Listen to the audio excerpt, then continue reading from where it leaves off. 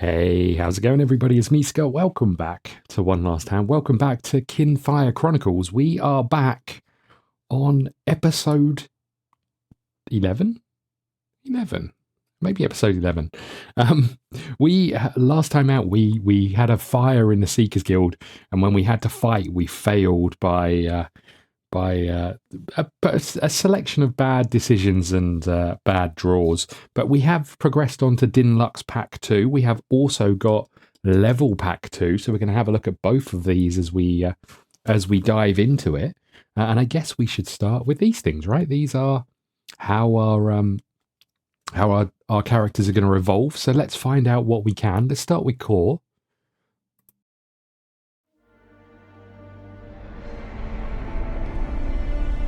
A man approaches Core, the same man as before.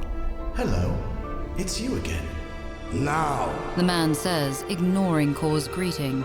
you must listen carefully. You can understand my words, can you not? Core nods. Very well. Your name is Verat Montagna. You are a noble birth. Your home is... I'm so sorry to interrupt, but I think there's been a misunderstanding. My name is not Verat Montagna. It is Core. I am a revenant and a seeker, and I reside in the city of Dinlux. The man puts his face in his hands. No. Don't you see? I am Verat Montaine, and you too are Verat Montaine. He pokes a finger into Core's metal chest. The spirit inside of you is me. Understanding dawns on Core's face. How then are you here speaking to me? It's complicated and time is short. Let's focus, please. The point is that you and I are Verat Montaine. I am very wealthy and important. Verat Montaine, yes. Concentrate, please. An elf. I was an elf. The image of the man and his reddening face begins to fade. You must try to remember who you are. He calls out before disappearing completely.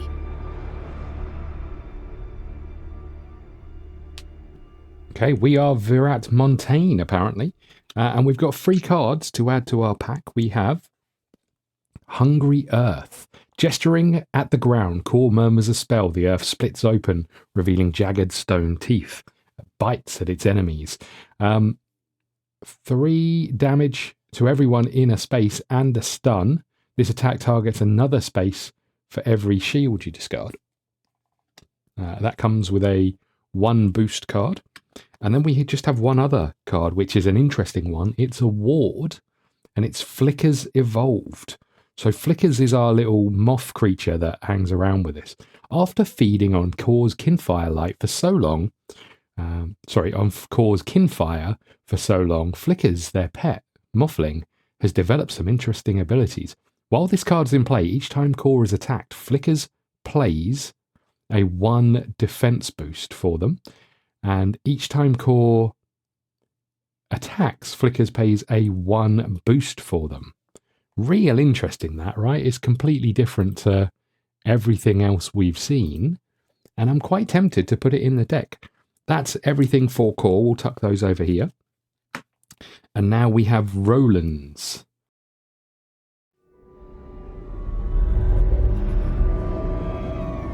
Roland sees a blurry form before him. Why do you continue to seek an audience with me, Spirit? When there is no answer, Roland calls out. I know you are there, Spirit. Speak to me. Finally, she says in a voice quiet and grim. I appear to you in part to be a comfort and a guide. But I also bear a warning of what's to come. Then tell me of what's to come, that I may be ready for it. Knowledge isn't always the answer, Roland. Your tireless pursuit of it, though, with a smile like this. Tell me who you are at once, or I shall call upon flame to cleanse my dreams of you. flames powerful enough to extinguish a spirit. The blurry vision slowly comes into focus. A dwarven woman, small and fair, with a bush of fiery red hair and glasses swinging from a chain around her neck. Butina, is that truly you? Yes, nephew. The last time I looked upon you, I was but a child, and you were lying in a grave. She nods. Let's not waste our time together on the past. The magic you speak of, flames powerful enough to reach beyond the veil? I know of this magic, Roland, and I know that you do not possess it. Yet. Okay. So Roland is meeting dead relatives. We're meeting, Core is meeting his dead self, or their dead self. And we have 2 cards for Roland. We have Award, Bloodfire. Roland calls forth the heat in his blood, burning away any poisons and impurities. When played, discard all hurt and weakness cards from your hand. While this card is in play, you never gain hurt or weakness. Pretty nice. And 2 attack boost. I don't know if it's based on our whole build. I don't know whether it's a good enough one to upgrade. And then we have Meteor Fall. Roland raises his hand into the air and pulls down, clenching his fist as he murmurs a spell. From above, flaming meteors rain down upon his enemies. It damages everyone in a space. This attack may target any space on the map you wish. So interesting. I don't wonder if this is a typo, if this is true, right? This attack may target any spaces on the map you wish. Not just any space. That can't be that we can attack multiple places at once, right? Right? Surely not. We'll have to find out.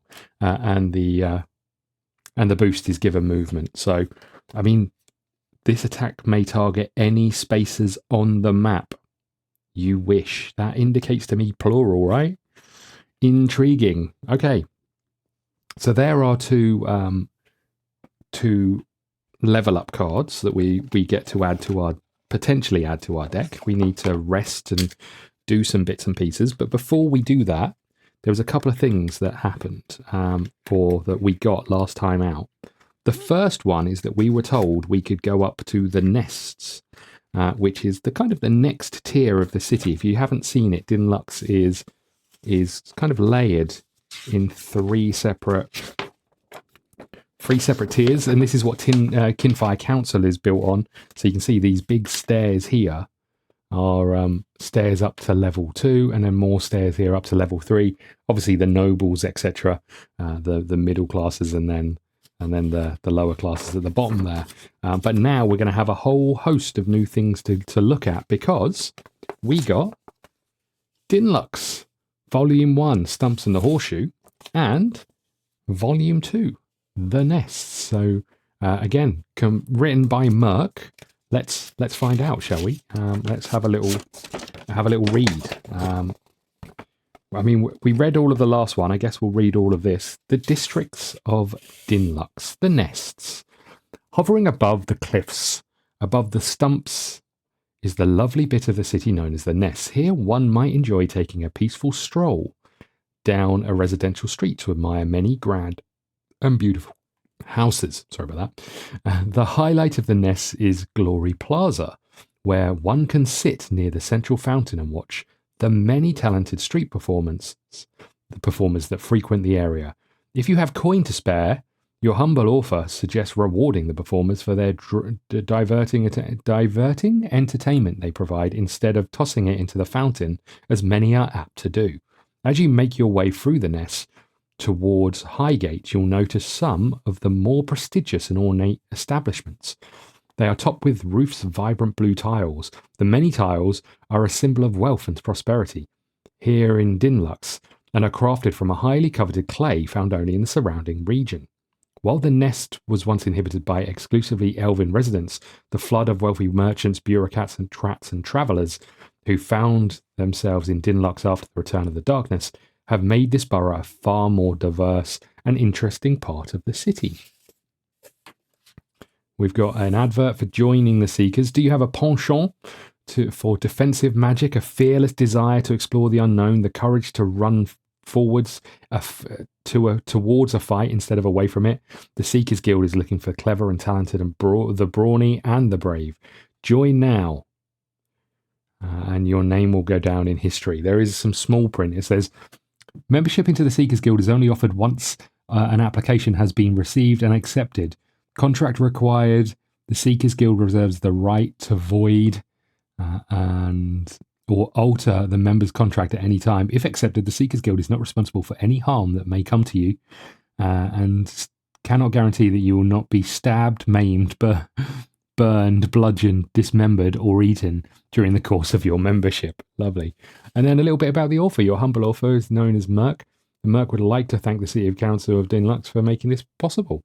And then if we flip this over, we have the various places we can go to. We can go to 25, the Royal Roost. We can go to the Crimson Exchange. We can go to the Burl's Ale House, Necessities, the Market Gate, Guildmaster's Estate, the Sentinels, the Montagna. What was his name? I can't remember. Whatever core names. I was thinking to myself, I'm going to need to remember this name, and I've forgotten it already. Hans Bookstore, the Leaky Roof, and Rill's Tree. So far less to do up here, but we've got a load of money. We've got 4 actions. Is there somewhere we can sleep? Is there somewhere we can sleep? Those who want more from their inn, the bed and bowl of porridge. The Royal Roost offers the softest pillows, warmest blankets, and coziest rooms in the borough for a reasonable price of 2 coins per night. The food is also excellent, though the chef sets the menu each day and does not suffer special requests. The Crimson Exchange, we could go there. The proprietors of the Crimson Exchange tolerate bounty hunters, but eagerly welcome those who bring them trophies for the most exotic of beasts. Okay, we might have some. I don't think we have, though. The proprietors have asked your humble author to advise visitors if their trophies are still moving when you arrive. The bounty will be severely reduced. Burl's Ale House. Burl's brews his own ales, which are among the best in the city. He's also the creator of the famous Burning Murk, a most exquisite drink named for your humble author, who is one of the best patrons. The alehouse features music, dancing, and glorious silence on alternating nights. Necessities. Don't let the name fool you. Necessities offers far more than bare essentials. While it's known for a selection of foreign spices, the store carries a wide variety of gear that might prove useful to the adventuring sort. Stop if you're looking for something that might help you survive the next starless night. The Market Gate. Merchants hauling goods up to the stumps pass through here daily in the morning. The line in the gate can be a bit long, so unless you enjoy watching the slow-moving parade of commerce, your humble author suggests taking the central staircase instead. Wagons moving uphill are taxed, but the lone travellers and those going down towards the tumbles are not. Guildmaster Estate. The esteemed master of the Seekers Guild maintains her ancestral home here in the Nest. While it is not open to the public, Seekers are often visiting the manor at all hours. If you visit the estate, you may see some of the brave adventurers yourself. Sentinels. These enormous statues of ancient elven heroes stand guard over the Glory Plaza, where musicians, acrobats, and other performers entertain passers-by in exchange for coin. The famous Zara the Clown got his start here, as did the mysterious Golden Voice. You never know what future celebrity you might meet if you spend some time in the Sentinel shadow. Montagna Manor, not Montague. Famous for its unusual architecture, Montagna Manor is the largest house in Dinlux, built in the Imperial Berrien style. According to the legend, the original Lord Montagna built the manor 200 years ago to spite the city council, which then tried to have the property condemned. The old Hierophant herself had to intervene. Today, both the council and the Montagnas are proud to have such a unique building in Dinlux. Hans Bookstore. Do you love a good book? Is your stack of books getting dangerously low? Do you have a hunger for some of the best fiction in Dinlux? If any of these statements are true, you owe it to yourself to visit Hans Bookstore. in the nests. Whether you're into the mood for comedy, romance, mystery, or adventure, Hans has the books you need at the price you want. The leaky roof. The leaky roof is indeed leaky. Sorry, the roof of this pub is indeed leaky.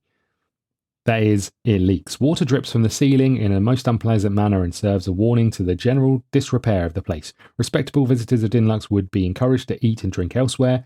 In fact, your humble author would not even mention this dilapidated establishment if he were not contractually obliged to do so. Ril's tree. No one can say for certain where the orc sage known as Ril first appeared beneath this tree. There is no doubt that Ril knows, for there is very little Ril doesn't know. Ril is always willing to share his wisdom with visitors, especially those who bring him new books, maps, and other documents to add to his collection. We've got some documents saying that the Guildmaster was spying on everyone. How about that? So, look, we've read through this leaflet. Again, you'll have to tell me how you feel about the lore, and if you want to hear all of this, or if you want us to just move on with the story, but I find it quite interesting. Okay. So we've got 4 actions. One of them is going to go to the Royal Roost, right? We obviously want to go to the Manor to find out about Core's history. Let's go to the Manor first of all, shall we? We want to find out what Core knows. So, sorry, what's going on with Core. So we're going to 32.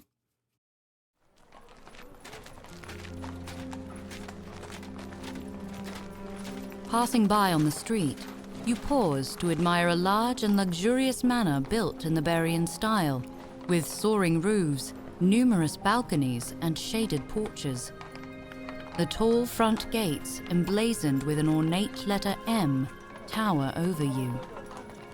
Core gazes at the manor. They examine its gilded gates, reaching out to touch them with their fingertips, as if trying to memorize them, or remember them.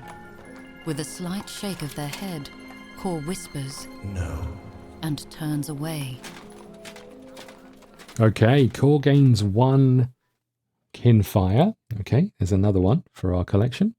And remove this card from Dinlux. We can do that. Let's do that over here.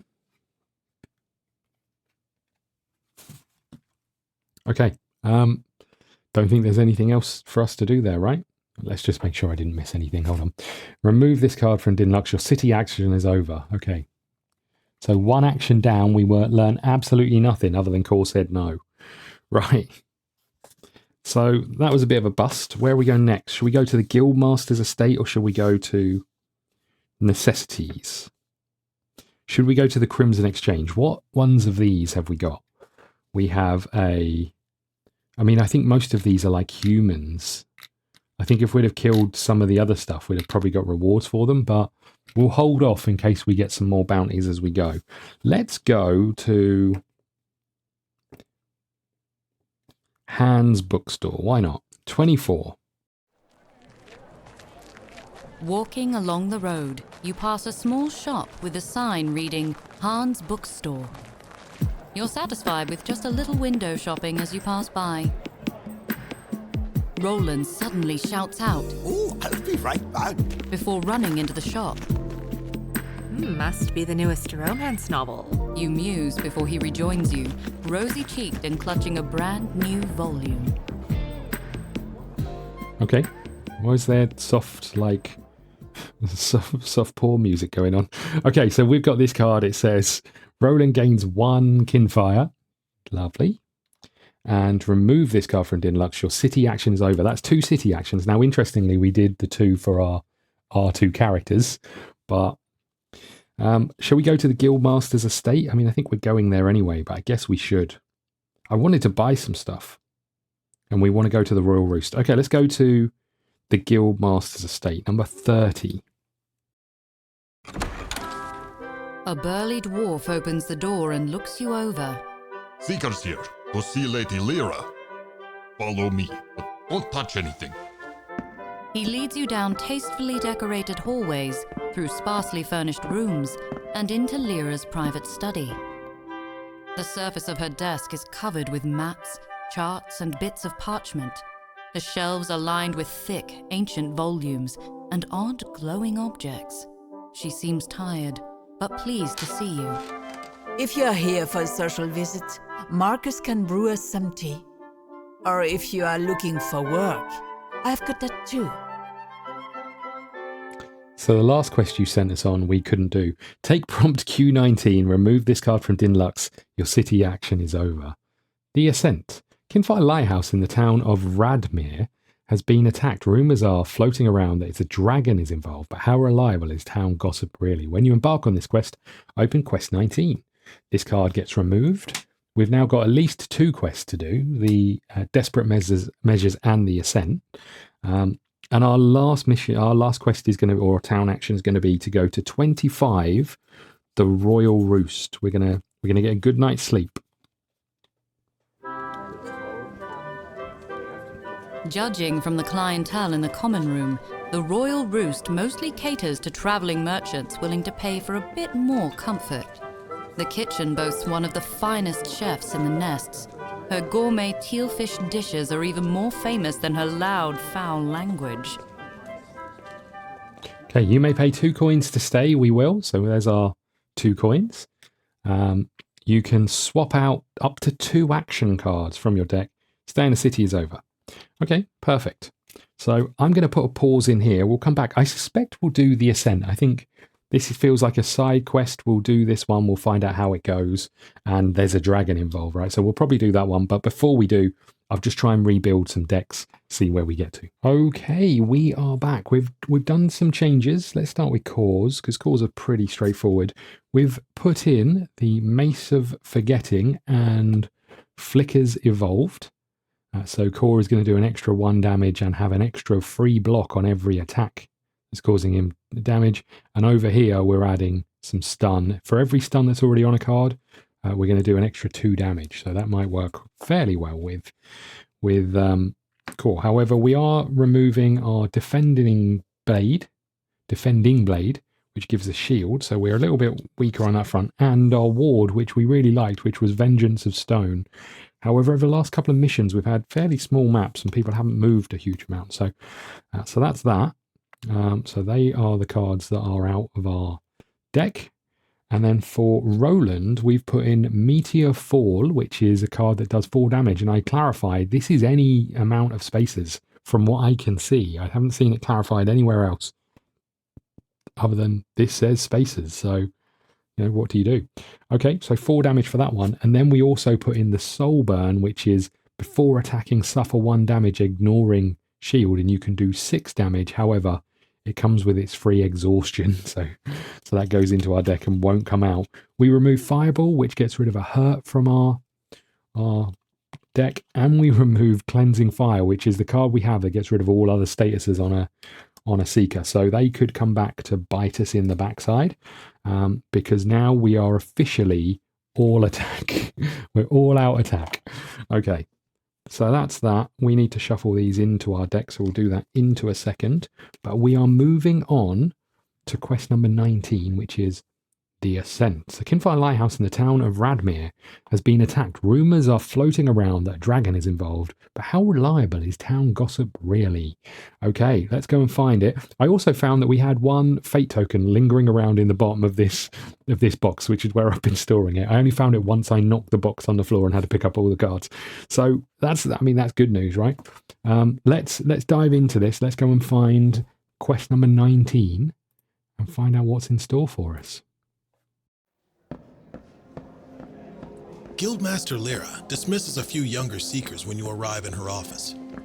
You've rushed here as quickly as possible, but she seems annoyed at the late hour.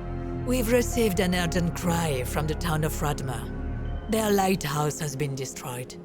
Another attack? You are going to wish it was. But no, this time a dragon is to blame. A dragon? This far south? Likely driven here by the darkness. It has taken the ember from Radmir's lighthouse, and you'll be the ones retrieving it. Retrieving it? From a dragon? They believe it may have taken the ember to its lair atop Mount Tza.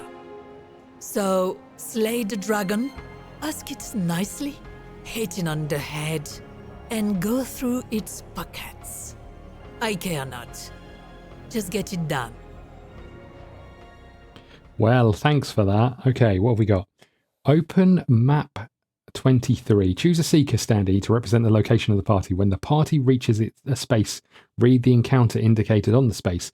When an encounter tells you to continue your journey, follow an arrow to a new space. If there is more than one arrow, choose which one the party will follow. Place your standee on Radmir space and go to 19-1. Okay, so let's have a look. We're going to map 23.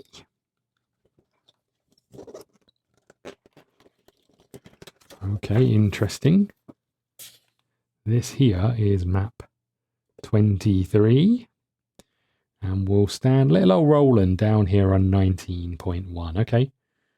So what can we see on this map? Anything interesting? There are some stairs up here in a little town. Something looks like a crystal or something over here. How the heck do we get up this way? There's a little hut over here. Anything else that we see? Not really. I mean, it's light over this way. Maybe we should go towards the light. But who knows? Anyway, Roland's down here. We're going to 19.1. You arrive in the town of Radmir, the gray peak of Mount Tza looming overhead. A huge, crescent-shaped hollow on the western side of the mountain gives the impression of a vast claw reaching desperately for the sun. The townspeople have already begun repairing the damaged lighthouse. Scaffolding has been constructed and the air is filled with the rhythmic thunking of hammers. It seems the entire town has come out to help. The people appear determined and hopeful despite a starless night looming in the near future. Their fate, you realize, is up to you. Gain one fate token. We've done that. We've got that over here. And you proceed to the tavern, go to 19.2. Fen is not present.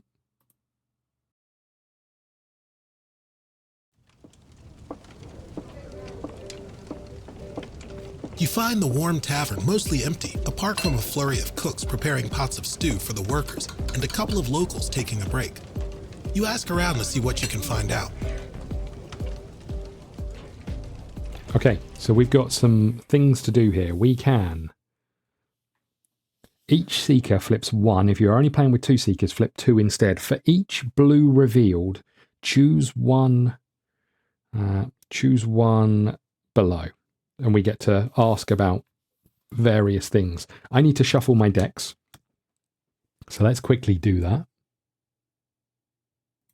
Okay, we are shuffled. I have a confession to make. I've been cheating. I found out while I was sorting out Roland's deck that we had a leftover taunt card in here. It was one of the cards that allowed us to put chits back in bag. It was bags. It was just there by itself. I don't know how long it's been in there. So there you go. I'm confessing to cheating, but we've removed it now. So hopefully that's good. Just a little update as well. So we're spending 5 Kinfire in Core's deck and only 3 in Roland's. But where were we? We went to 19.2 and we're going to reveal 2 cards for each blue. Choose one. Talk about Mount Tza. Take 19. Talk about the gap. Talk about the dragon. Talk about the stew. Okay, well, let's start with... I'm going to shuffle these again.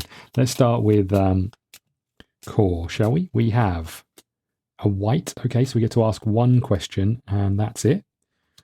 So that's 1 question we get to ask. Thanks, Core. And we'll shuffle Roland as well. Okay, we have... Great, our exhaustion, and a red. We get to ask 1 question. Good work. Roland, look how many blue cards you've got. How did you fail us that badly? Okay, so we can ask about Mount Tza, we can ask about the gap, we can ask about the dragon. The dragon? I mean, it feels like the dragon's probably the right one to ask, right? 19C, here we go. You ask about the dragon. They say her name is Nalari. Least in the common tongue. Only days ago she attacked Radmir, destroyed the lighthouse and stole its Kinfire ember. Many died trying to fight her off. Nalari arrived a few months ago to make her lair atop Mount Tza. Now, people who venture up to the mountain have a tendency to go missing. Most folks believe the dragon could be the cause. Dragons are most known to prefer the light of day, drawing energy from the direct sunlight. They abhor the darkness, perhaps even more than the people of Radmir. Whenever she's spotted it's always on the eastern side of the mountain. She seems to avoid the hollow on the western side. So we probably want to go up this dark area, right? Based on that. So that was Flicker's Evolved card. And we're done. So Fen would have been able to flip another card.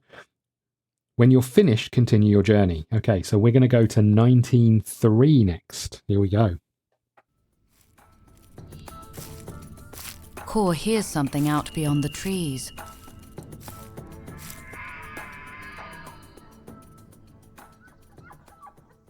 Was that it? What? While scenic foothills of the Mount Tza proved difficult, every path seems choked by thorny bushes and blocked fallen trees. Each seeker flips 2 cards. For every who does not reveal a red, gain 1 exhaustion. Every seeker who did not reveal a green gains 1 exhaustion. While white and multicolored cards can only count for 1 color. So each seeker flips 2. Each seeker who does not reveal a red receives an exhaustion, and every seeker who does not reveal a green gets an exhaustion. Multicolored can count as only one of the 2.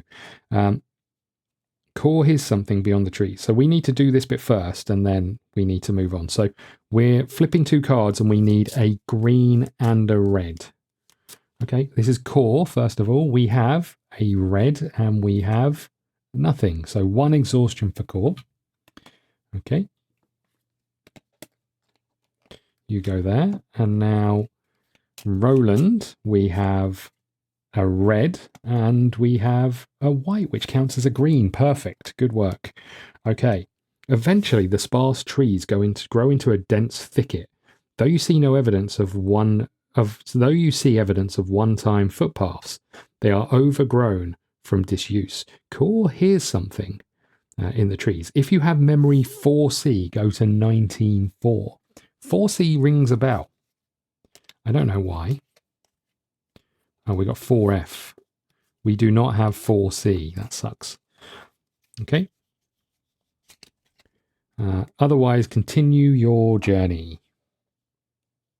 Okay, we're continuing. This wasn't anything, right? It was 19C. Continue your journey. Right, we're going to 19.5. Here we go. 19.5, and Naz is not present. The path ahead is blocked by dense, thorny bush. There's no way forward but to force your way through.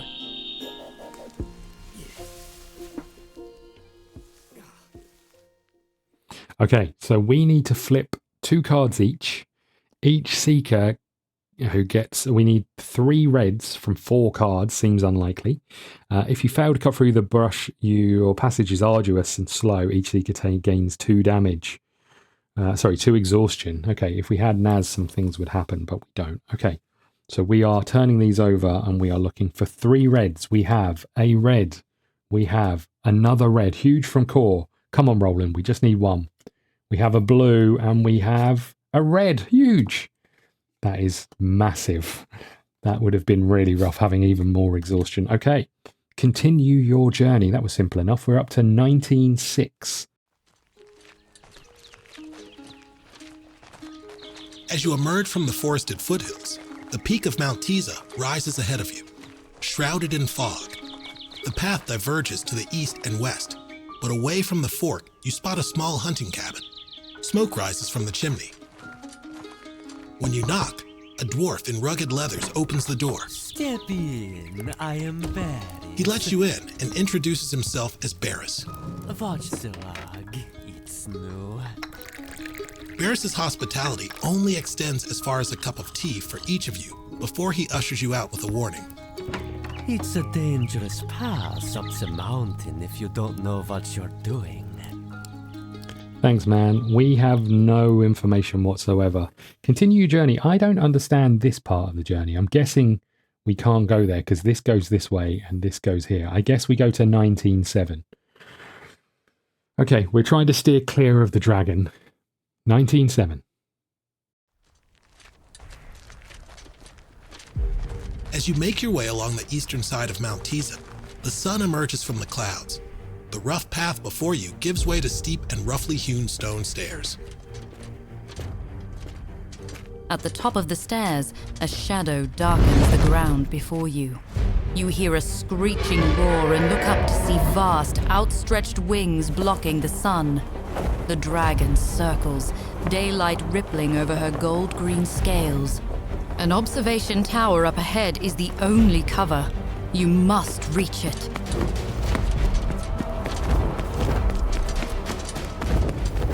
Okay, you may climb the stairs as fast as possible to gain 1 Kinfire. If you do, each seeker gains 1 exhaustion.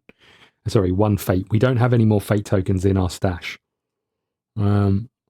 Each seeker flips 2 cards. If any seeker reveals no green, move to space 1910. Otherwise, go to 19:8. Okay. So we are turning over cards. Each seeker flips 2 cards. And if we reveal no green, we move to space 1910. If any seeker reveals no green. Okay, we've got a green for core. Love that. Roland, do not let us down. We've got a blue and a red. Roland has let us down once again. We are going to 1910. Okay, this seems bad. You run for the tower, but the dragon cuts you off with a spray of solar breath. You throw yourselves to one side, but when you land, the ground beneath you cracks and gives way. You fall into darkness, splashing into an underground stream. You struggle to keep your heads above water as you're swept along with the current.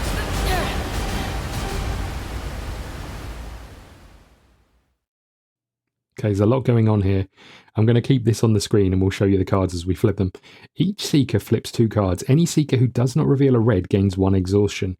Any seeker who does not reveal a green suffers 1 damage. Any seeker who does not reveal a blue gains 1 exhaustion or suffers 1 damage. Okay, Roland. The heat of Roland's body fills the tunnel with steam, but he's able to slow your descent. Each seeker may ignore 1 penalty. Okay, good work, Roland. So we're flipping 2 cards, and we're seeing what we don't reveal, right? Okay, so we have, this is core, we have a green, and we have a blue. So we do not reveal a red, and that would be 1 exhaustion, but Roland allows us to ignore that penalty. So good work, Roland. You're making up for the horrendous pulls you've been making earlier. Right, for what's the bet? He gets like 2 reds or 2 blues. Roland, we have a red and we have a white. So we can choose and then we ignore 1 penalty. So we're fine on that one as well, right? Okay. Continue your journey. We're going up to, I need to show you what we're doing. So we were here in 1910. We're going up to 1911. Further into the hollow, you encounter a stretch of swampy bog. The bubbling liquid has an unsettling red color, and you smell the sharp scent of sulfur. Formations of glittering black crystals hang from the ceiling overhead. You look for a path around the swamp, but the only way across seems to be a few small stones rising from the murk. Each seeker leaps effortlessly between the stones. We don't have Asher. I don't know why he always wants to tell me about Asher. Right. Each seeker flips 3 cards and suffers 1 damage for each non-green card revealed. If any seeker reveals a blue card, you may gain 1 exhaustion to grab a chunk of black crystal. Okay, we'll start with core. We have, so this is if any seeker reveals a blue card, if any seeker they suffer 1 damage for each non-green card. Okay, I need to reset my health up to 19 and now we're down to 18 because we've revealed 1. We have a blue and green card, okay, and we have a green card. So we could grab a crystal, but I think I'm going to pass. We're just going to take the 1 damage because we had 2 green cards, right? They suffer 1 damage for each green card, okay. And then for Roland, what we got Roland doing? We've got a green card, we have another green card, and we have another green card. We could grab a crystal with Roland. Shall we? I mean, he's already got one exhaustion. I don't really want another. We're about to fight a dragon. That'd be crazy. Okay, so we've done that. We continue our journey to 1912, right at the top of the mountain there. Okay, 1912. After many hours spent ascending Mount Tza, you're nearly to the summit. Down below, you see the village of Radmir, so small in the distance. You remind yourselves that the townspeople down there are counting on you, waiting in hope for your return. Just up ahead on a ledge, you see the opening of a cave, the dragon's lair. You steel yourselves for battle, but before you can reach the ledge, the dragon roars a warning and comes out to meet you.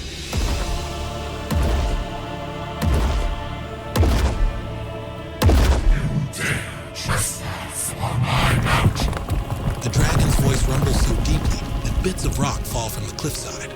For the agony you are about to suffer, you have only yourselves to blame. Okay. Right, what have we got going on? So we have Atlas 24, which I've uncovered here. These red lines, we and the enemy cannot move through it, but we can shoot through it. Okay. We are going to 1913, which is obviously going to be our battle setup. So you can see here we have just one enemy. All of the things go on that. It starts up at the top there, so I'll put them on the map so we can see them. We appear down here. We'll figure out where we go to begin with. Right, let's have a quick look at the map so you can see the setup. This is the dragon. These are us. There's a nice hole over here. And then we've got this, Nalari, a dragon, 40 health, and the one with the most health is targeted. The dragon snarls and stands tall. Her gold-green scales shine in the sunlight. Gains 3 health and discards all statuses. Then refocuses. Not great. The dragon rakes the long, sharp talons along at anyone within reach. 6 damage before attacking. Nalari refocuses, and then this one down here, the dragon bites down with the full strength of its powerful jaw. 9 damage plus 2 hurt. When moving to make this attack, they can cross red lines. Ooh, that sucks. Right, we'll just get the rest set up and we'll be right back. Okay, we are back and we're ready to go. Where's the bag? The bag is over here. Okay, so we know that we can shoot through this line, but we cannot cross through this line. If this one gets the bottom action, it can. It's aiming for the person or focused on the person with the most health. That's you. Now, it doesn't do any range damage, so that's possibly good for us. But let's delve into this bag and we'll draw out a darkness. Okay. The dragon bites down. When moving, this dragon can cross red lines, so clearly going to go there, but cannot hit us. That's not a horrendous start. Okay, next we have number 9. That's the same thing. That's going to come down here and hit us for 9 and 2 block. We're going to spend our chit to redraw. Sorry, I'll redraw a chit card. This, I have no confidence in us doing this. Roland is up. Good work, Roland. I have literally no confidence in us doing this. We're going to use the Lucky Beard Comb, which will apply some hurt.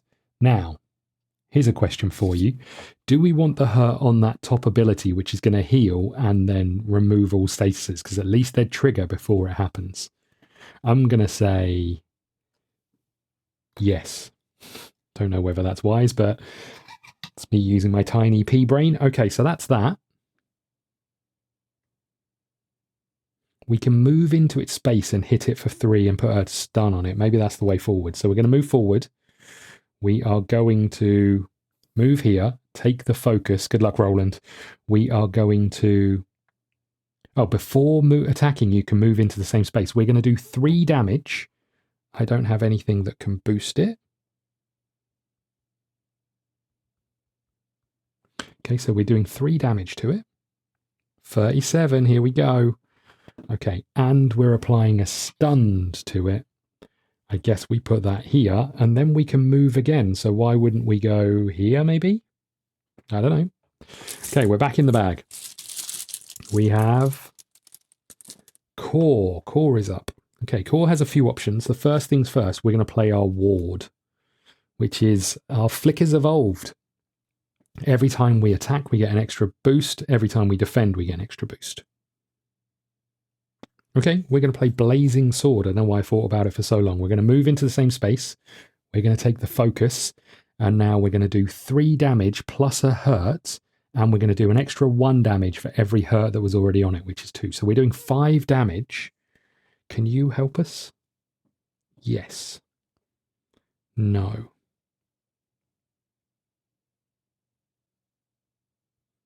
You know what? Yes. We're going to spend our red bile over here. So that's going to go back into the shop to put 2 more hurt on here, I think. Now, this still only does the 2 hurt that were on there originally, and we add another 1. So you should end up with 5 on here, right? Okay. So that's 5 damage. But we do, 5 hurt, but we do 3 plus 2. So we're doing 5 damage directly to it, because there was already 2 hurt on there, and now we've added 3 more. Okay. So that's done. I'm going to use a fate token, because I think this could be really important. Let's put that in the void box. We need four things. 1, 2, 3, and 4. Okay. Okay, we are going to do core next. Let's put all these back. Okay, core is going to do bait the trap. So he's playing a blue and green card.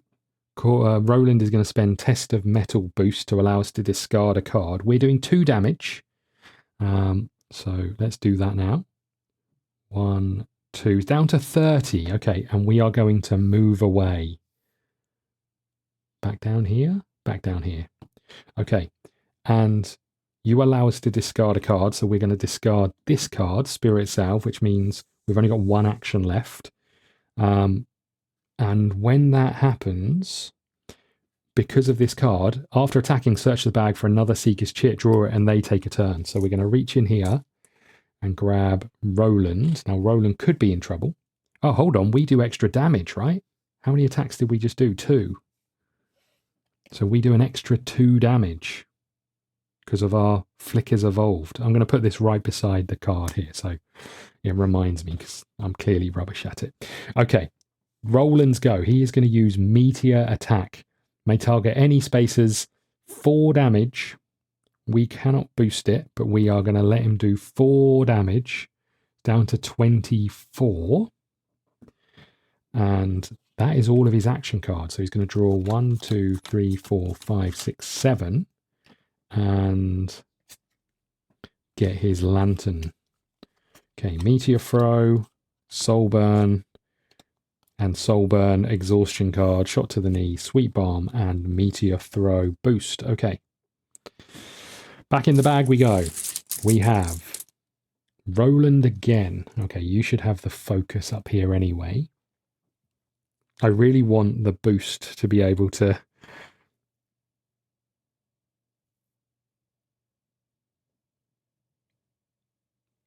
I really want the boost to be able to...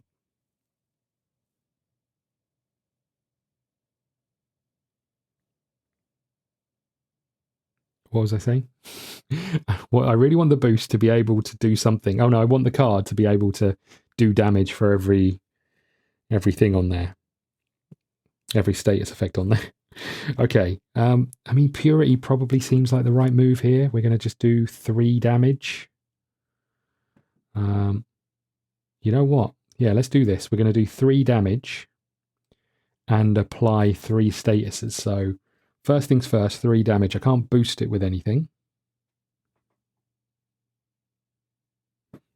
Is this white by any chance? No, it's blue. Okay. So 3 damage. We're down to 21. And we get to put 3 status effects on them. Let's go with Trapped, maybe.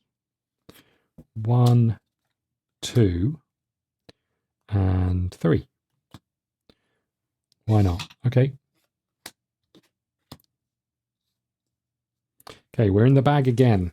We've been pretty fortunate, but I think that's about to change. We have number 5. So number 5 is this top one. That's bad news, but you are trapped, so you're not going to move. And you take 2, 4, 6, 8, 10 damage. Okay, so that's 10 damage to you. So you're down to 11. Okay, but the trapped, all of those status effects are now gone. And you heal 3. 1, 2, 3. You're back up to 14. Okay. That sucks a little bit. We're back in the bag. Here we go. We've got Core again. Core cannot do much.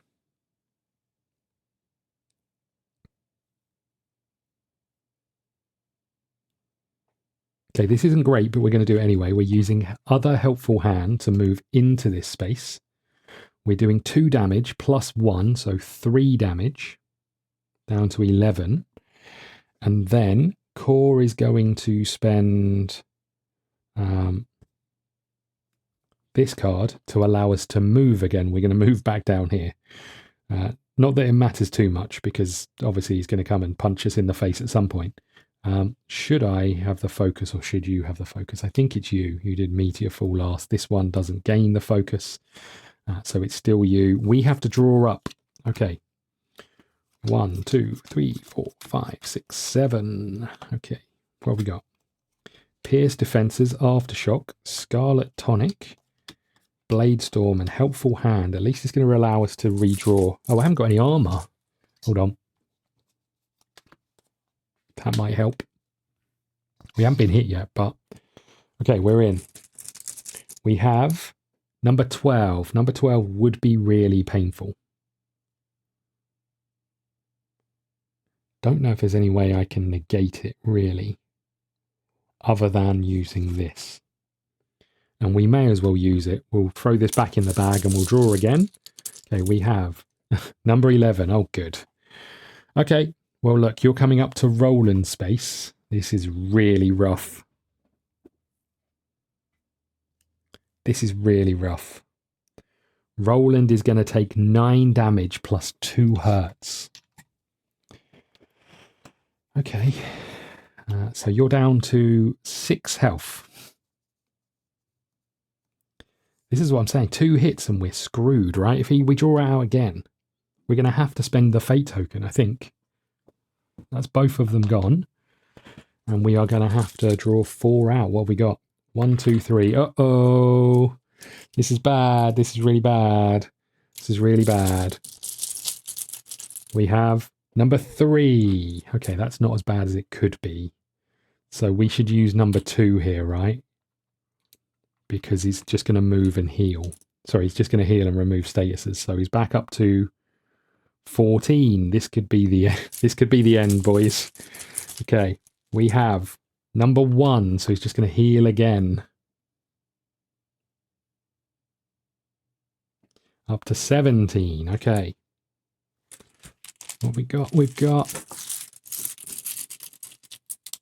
Roland.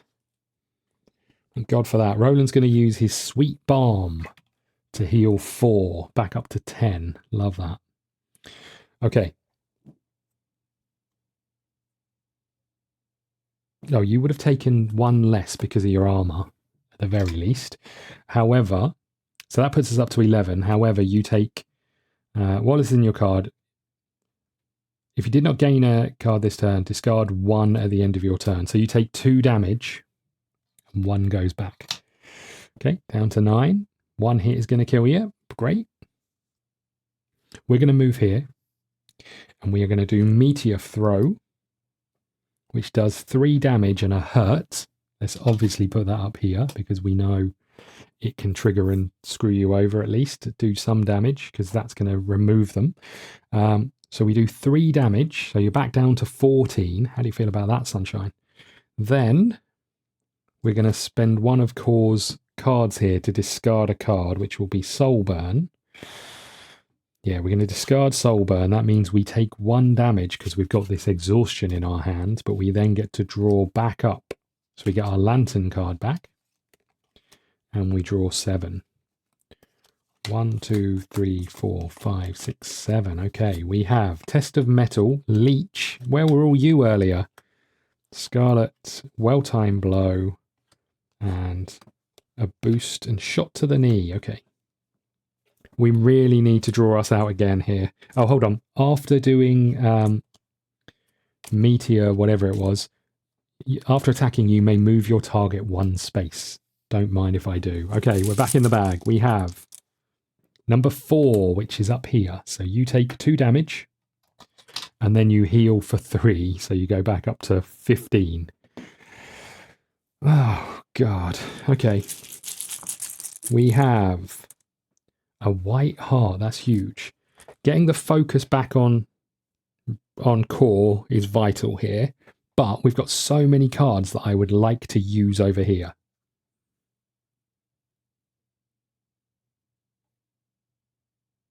Okay, let's play our ward, Leech Charm. So at least we're going to be doing damage over here. Let's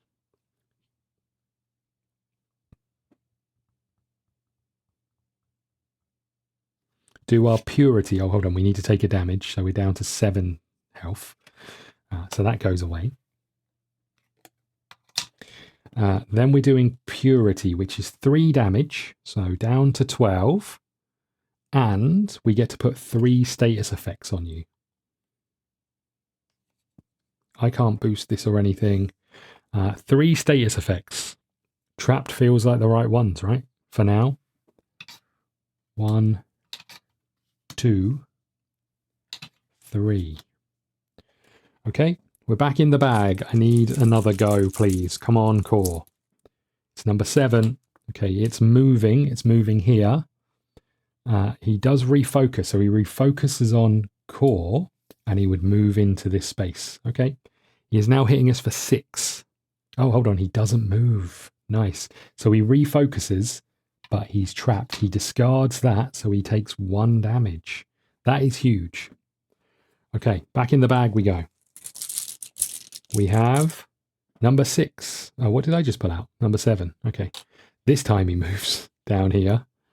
And he is going to hit us for 6. We have 3 block plus 1 from flickers. So we have 4 block. So we are taking 2 damage. Down to 16. Okay. Back in the bag we go. We have another heart. Okay, we get to choose. So I think it has to be core because there's no way Roland can get down there to do any damage.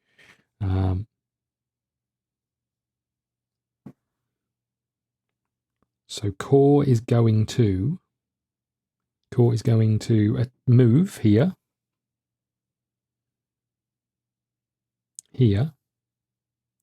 and is going to attack for 2 with a stun. So 3 damage, 1, 2, 3, down to 8 hit points. And we put a stun on, we should see what's come out here, right? A 6, let's flip these over, a 6. A 7, a 5,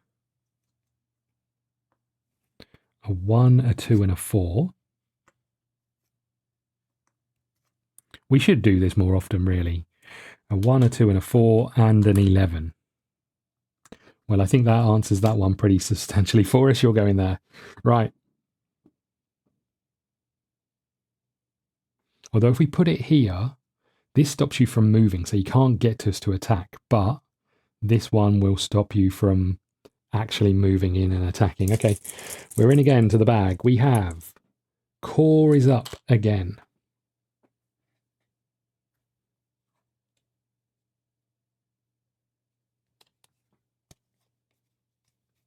Hold on, what card did I just use?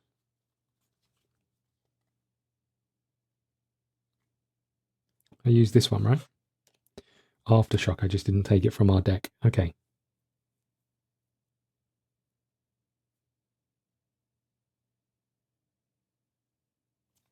Okay, let's do Pierce defenses. So we're going to attack for 3, which becomes 4. He's down to 4 health. She's down to 4 health. And let's use our leech skill to move over here. Okay. Okay, we're in the bag again. We have Roland is up. Roland can't do much. Roland can do some stuff. Test of Metal. Test of Metal is all enemies suffer 1 damage per status effect on them. Okay, so 1, 2, 3 damage. So he's down to 1 hit point. Come on now. And Roland can move here as well. Okay.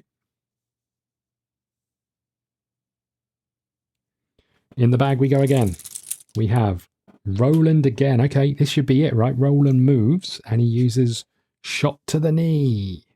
We shoot and we do 2 damage and we put 2 trapped on him. Let's bring him down to 0 hit, or her down to 0 hit points.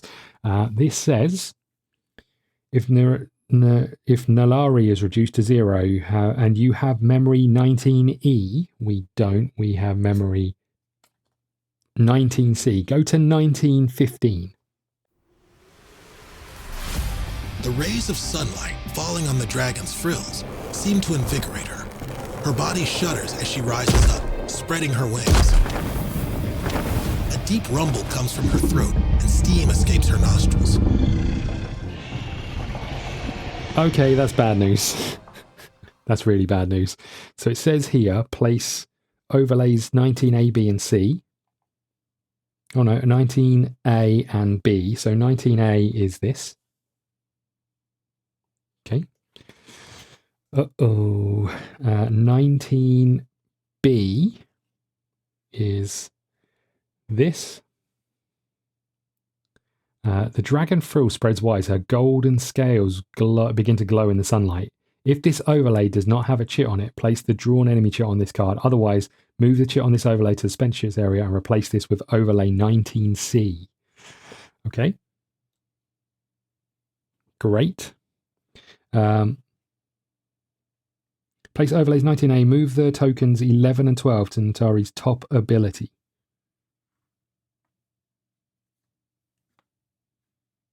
Okay. Place overlays 19A, 19B. Move the tokens to Natari's top ability. If a seeker is defeated, now go to 1917. If Nalari is reduced, go to 0. Doesn't actually tell me what to sell her health to or anything. And do we discard these cards? I'm going to have to look in the combat book. Bear with me. Let me just find out what it says about second phases. Okay, bad news. Some enemies, when reduced to 0 health, enter a new stage. When an enemy enters a new stage, you may be instructed to place overlay cards on the enemy sheet.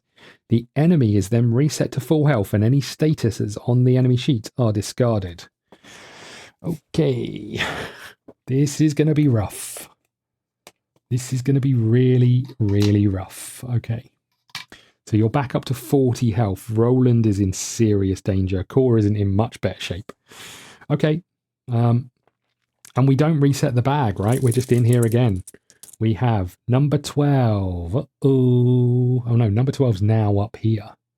Right, so you heal 3. So you can heal higher than your starting point. So you're now up to 43 health. Another chip, please. We have... Oh, a heart. Thank God for that. Okay, what are we doing?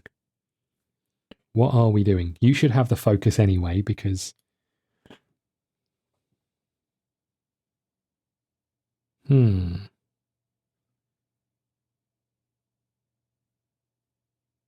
we're going to do Roland. We're going to remove that card, because there's no status effects on them at the moment. And we've got 1 action left. We're just going to move back up here, I think. Back in the bag, we go. Oh no, we do all of the reset. Thank God for that. Well, I say thank God for that. I'm not sure it's that great. But a phase 2 is really rough, considering it had 40 health to begin with. You know where I said we're all out attack? That may have been an error. I'd really like to have moved that focus as well. Okay. We're in and we have number 6. So let's turn all of these over so they're all this side and we can start flipping them back the other way. So number 6. So you are going to move. You're going to refocus. So you'll focus back on Core and then you're going to attack. There's no one there to attack. So that's all right. We can handle that. Okay. We have this one. It's Core. Okay. Core, what you got for us? Okay, we are going to move down into the same space. We're going to do 2 damage, bumped up to 3 because of flickers. And we're going to put a hurt on them, a weak on them, sorry. This one here, I guess. Okay. We've got these 2 crappy cards that I can't get rid of. Okay, we're back in the bag. We have number 8. Number 8 is under here. So, hold on. Gain plus movement. When moving, you may bring your enemy with you. We'd have moved here. And you are going to move here. Okay, and then you're going to hit us. We've got weak on it, so weak brings it down by 1. Okay, that's not going to be enough, my friend. You are hitting us for 6. We've got 1 armor, so that's 5, plus a weak, that's 4, plus another armor from here, that's 3. That's still not enough. Okay, back in the bag. Okay, we have a heart. We get to choose. I think we're just going to discard this and then draw back up to 1, 2, 3, 4, 5, 6, 7, and we get our lantern card. Okay, what have we got? We've got Earth Blood Vial. We've got some blocks. We've got Mace of Forgetting. We've got an Exhausted card, great. And we've got Flicker's Evolved card. So we've only got the 3 actions here, and then we get 3 armor. 1, 2, and 3. Okay. Back in the bag we go. Okay, we've got Roland. Good. Good. Roland is going to discard this one. Oh no, he's going to spend this one. Yeah, this has been getting on my nerves. So we're going to spend this one to get rid of this. What does this say? All seekers discard all statuses in their hand, removing any discarded from their deck, if any. Okay, so I think we can remove this, I think is what that's saying, but I'm not 100% sure. Okay, that's you done, so we get to reshuffle all of our cards. We needed that. We get our lantern back, and we get 1, 2, 3, 4, 5, 6, 7. Okay, we have Meteor Fall, Meteor Throw, Soul Burn, Well-Timed Blow, and Leech Charm. Okay. Okay. Oh, he got rid of a weakness. Did he get rid of a weakness? Yeah, because he hit us, right? So he takes 1 damage because of Leech Charm. Okay. Sorry, it's a she. We're back in the bag. We have number 11. Number 11's up here, so he's removing all statuses and healing 3. Back up to 42. We've done 1 damage in about 3 turns. Okay, good. Core is back. Okay, Core, what have you got for us?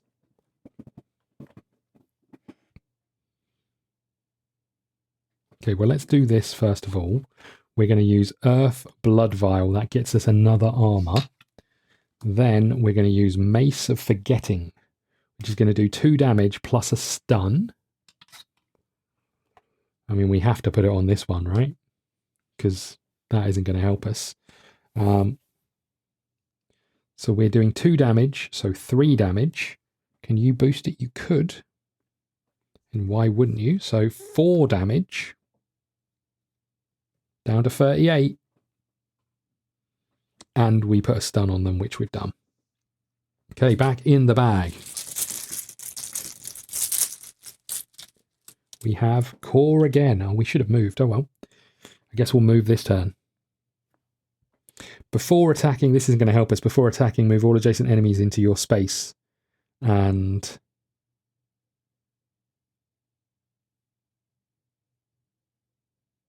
okay, so let's move all enemies into our space. We're going to gain a shield, but ironically, we just lose a shield. So we're doing 2 damage here. There is no extra boost. So 3 damage because of flickers. This goes back over here. We go down to 3 shields and we have to draw up again.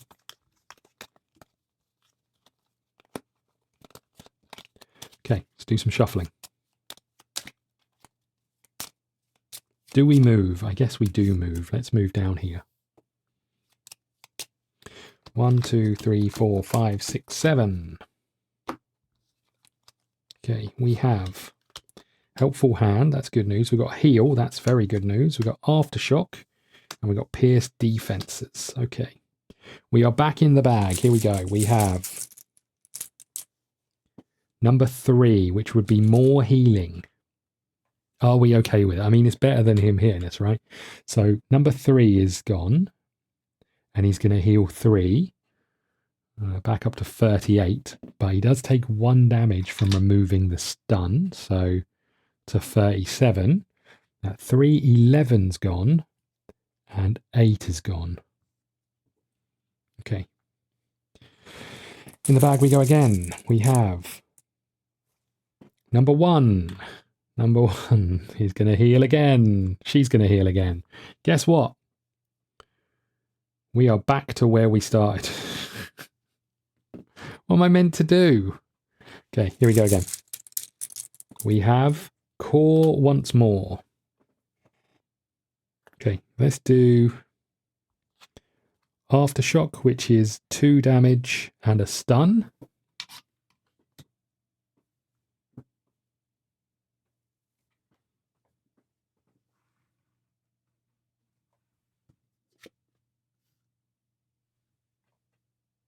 So this only stops attack. So 3 damage. So down to 37 again. Can you boost this? You cannot. Can give us an extra movement though. Oh, I didn't realise these were here. I could have been standing in that, getting extra. Oh, why are they here? There's no range. I wonder if this is going to become ranged. Oh no. Okay. Do we want to move? I'm going to move here. Because it brings us closer to being able to heal. Or I could just... No, we want to be in the same space, really. Okay. Core has had a lot of turns, and we've done very little. Okay, we're back in the bag. We have number 12. Number 12 is up here. Guess what? Remove a stun. So take 1 damage, and then heal back up to 39. What is happening? Okay. Roland is up. The hell is Roland going to do? Number 12's been. Number 3's been. Okay. We're getting closer to this. I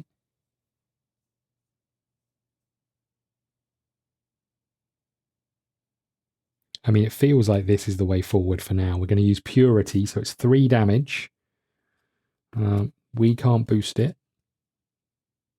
So 3 damage down to 36. And we get to put 3 things on it. Let's do trapped, and trapped, I guess, just to stop it from moving. We should have probably been moving it on that turn, but okay. So down to 36. Here we go. This is the one. Right, we're in this bag again. We have core once more. Okay. We are going to do pierce defenses. We're also going to move. This might be silly. We're going to move. We're going to do 3 damage. You can boost this to 5 damage. Plus flickers gives us 6 damage down to 30. Huge. I'm also going to use our Spirit Salve, which means we can heal up to 6. I'm going to heal you up to 11, so that's 4, and I'm going to put 2 more on core here. Okay. I'd really like to move out of that space, I'm not going to lie. Here we go. We have Roland again. Okay. Roland, what you got for us? Okay, we're going to move Roland here, and we are going to use Meteor Throw, which does 3 damage down to 27. Okay. And we get to put a hurt on them. Sorry, hurt on them, which we're going to put up here. Okay. Back in the bag we go. We have a darkness. A darkness is not great, but it does nothing for now. And we remove the trapped from you. When we do, you take 1 damage. Okay. We have number 10. That's bad news. So number 10. So this goes over here. And when this triggers, we put overlay C on it. Overlay C. Nalari pulls a deep breath and opens her jaws to release a scalding spray of flame and light. 10 damage. This attack can target any space. Seekers in adjacent spaces are attacked for 7. After this attack, replace this with overlay B. Are you having a laugh? Are you having a laugh? So 10 has been. We've just got 9 in there. I can't do 26 health before that goes off. 10 won't kill us. That's the plus point. Are you having an actual laugh? Oh, you would have had the focus on you. Okay. Here we go. It's number 2. Number 2 is healing. I guess we're okay with that. So you heal. You take 2 damage. So 1, 2. Then you take 1, 2 damage for these. 1, 2, and then you heal 3. You're back to 25. That could have been so much better. Oh, I think you would have taken 1 more, but let's not worry about it. Okay, we're back in the bag. We have number 5. Number 5 is healing again. I am going to let you do that. You actually refocus as well, so you're back on core, and you likely would have moved here, right? Okay, here we go again. Core is up. Okay, core, that is not great for us. You're going to do Helpful Hand, which is just 2 damage. It's technically 3 damage because of flickers. And you are going to move down here, I guess. Okay. We have Roland. What are you going to do, Roland? You find yourself in a bit of a pickle. Oh, hold on. I need to draw up to 7 cards for core. Obviously, 1 is our lantern. 1, 2, 3, 4, 5, 6, 7. Okay, we have Blade Storm, Scarlet Tonic, Blood Vial, Mace of Forgetting, Flickers Evolved, and... Okay, none of those are spectacular. Okay, this is really bad news. Because although Roland is up, if we do this, both of us get us the focus, and then he could hit us for 10. This is ranged. Okay, interesting. Okay. I guess we do... You've got no armor. Okay. We're going to do 4 damage to you. You're down to 20. And I guess I'm going to move here and just hope for the best. Okay. We have a darkness. A darkness is the 10 attack. That's really bad. So you're going to move here and you're going to attack Roland, who would have the focus because he did Meteor Strike, which means you're attacking for 10. Seekers in adjacent spaces are attacked for that. We are in adjacent space to Roland. Okay, so you are taking 10 damage. Have I got any? I don't have anything I can do to block it. Oh, hold on. Tell a lie. It's a green attack. I can use this. You're taking 9 damage. That leaves you on 2 health. Okay. And you are taking 7 damage. You've got 3 block. So you're actually taking 6. Oh my lord, that was rough. Okay. This goes back on here.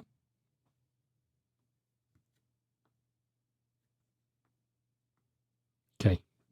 We need something good here. Okay, it's a heart. I'm not sure that's what we wanted. Not sure that is what we wanted.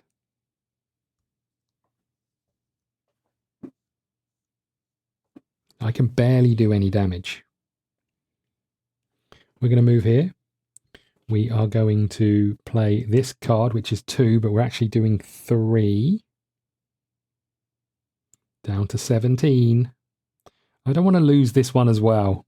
Okay. Oh, hold on. I would have taken 1 less from... Oh, let's not worry about it. Okay. We might have taken 1 less. And we get to put a stunned on them. I guess.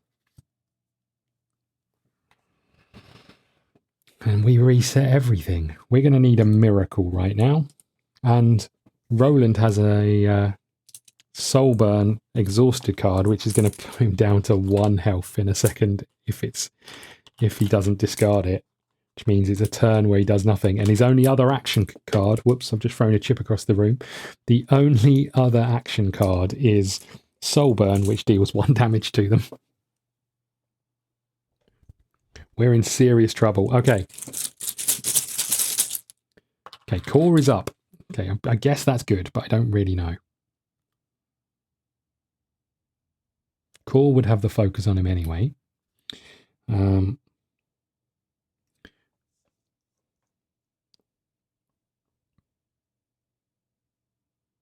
Okay, we are going to do a weak, and we are going to do Blade Storm. So we're going to do 2 damage plus a weak, so that's 3 damage. You're down to 14. Okay. And we are going to move here. Okay. Back in the bag we go. It's a 6. 6 is this one, so you are stunned, so you can move, but you can't attack. So that's that.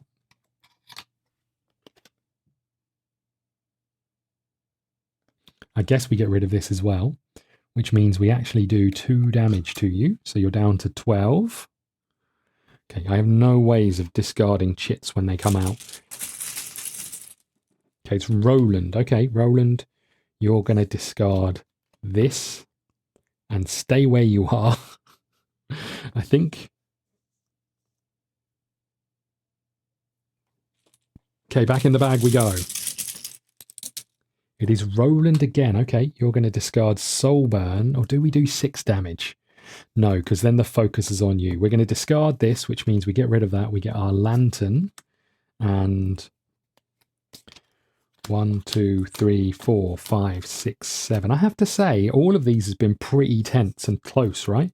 Test of metal, shot to the knee, well-timed blow. We always get that. You know, bearing in mind we base our whole deck on this card, it never comes out at the right time. Never, ever. Okay, maybe this is its time to shine, though. Lucky Beard and Hammer and Tongs. Okay, load of actions, no heals. Okay, we're back in the bag. So 5. 5 is not good, because 5 is a heal. Let's just turn these round. So we've had a 5 and a 6.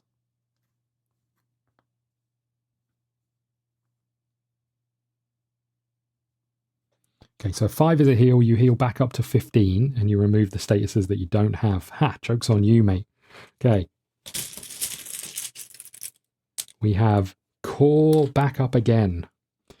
Well, I think it makes sense for you to do this, because that will be you gain an armor. Don't really need it, because you're about to reset all of your cards. Next, you're going to do this. Before attacking, move all adjacent enemies to your space. You're going to do 2 damage. It's actually 3 damage. Back down to 12, and we gain an armor, but we need to deal our cards. So these will go away.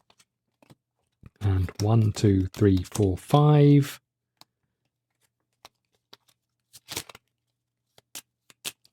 6, 7, and we have our 3 armor. Okay, what have we got? We have 2 boost cards, another boost card. We have a blazing sword, bait the trap, another helpful hand. At least we've got some ways of redrawing chits, so that's quite good.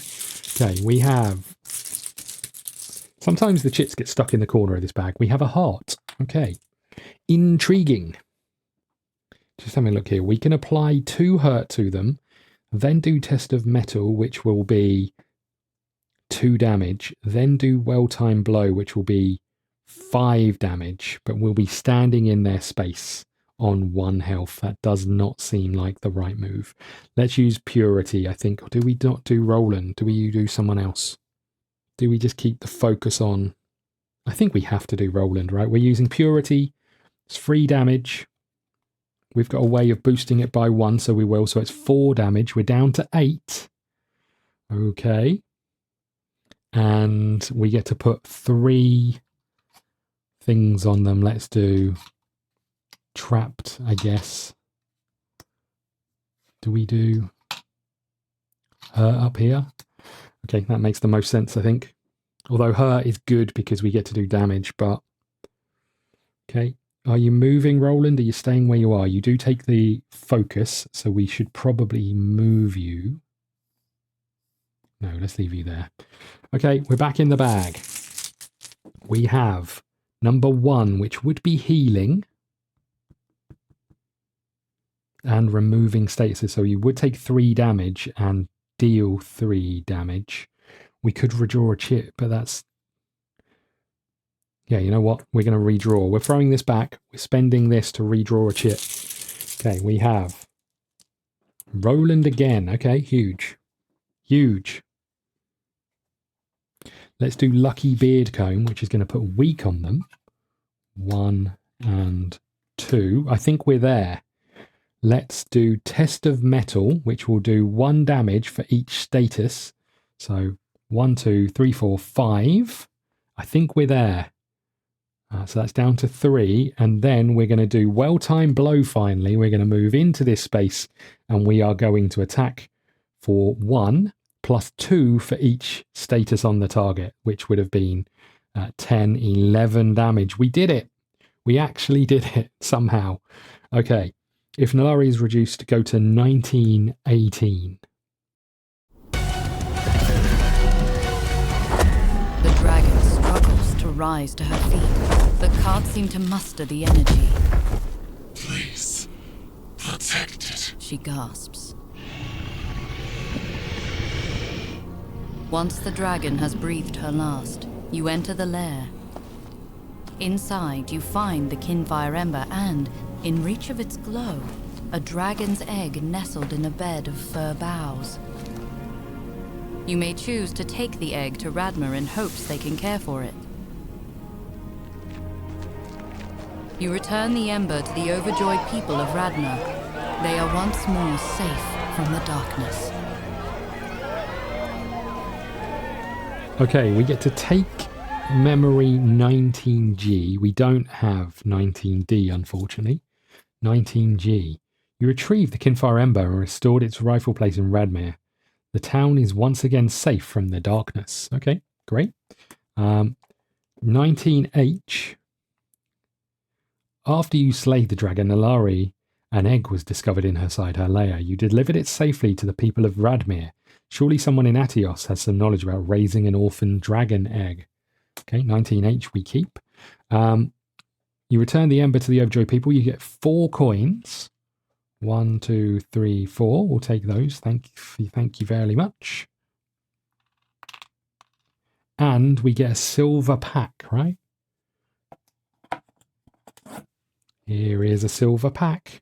They've all got, I've only noticed this just a few seconds ago, but they all have, weirdly, when I was picking all of these things up from the back, they've all got different colour locks on them. So you can see this one's blue versus this one's silver. Not sure of the importance of that, but here's what it is. We're going to open this silver one, I guess. Let's find out what we get in here. Okay, so we are going to go back to the city and get 3 actions, but we have Firebar Blast, does 4 damage to everyone in the space and a hurt. Okay. Purifying Stance. You calm yourself for a moment, purifying and healing your body. After attacking, choose from the following actions twice. Gain 1 health or discard 1 status. Very nice. Okay. Spirit Shackle, 3 damage and does a block. This is interesting when they don't have anything in that space. And Healing Light. A soothing pink glow shines forth from your hands as you chant. Wherever the light falls, the wounds miraculously close. Restore 3 health, divide however you like among yourself and any other seekers within 1 space. It's a 3 action. That's pretty nice as well, right? Okay, so we've got a load of cards we could choose from. And a pack that we have opened. Okay, and now we can return to the city as heroes and gain 3 city actions. You know what? This was real tight. We were on 1 health here, we were 9 health here, but obviously we know that 1 attack could have put us out of our misery. The fact that they could heal every time was a nightmare, right?